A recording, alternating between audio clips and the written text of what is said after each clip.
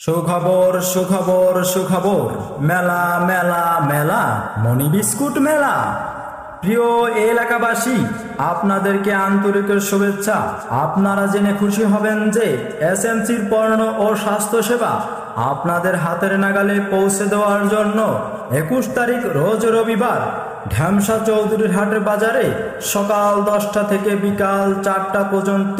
21 তারিখ রোজ রবিবার ঢ্যামসা চৌধুরীর হাট বাজারে সকাল 10টা থেকে বিকাল 4টা পর্যন্ত মনি বিস্কুট মেলার আয়োজন করা হয়েছে।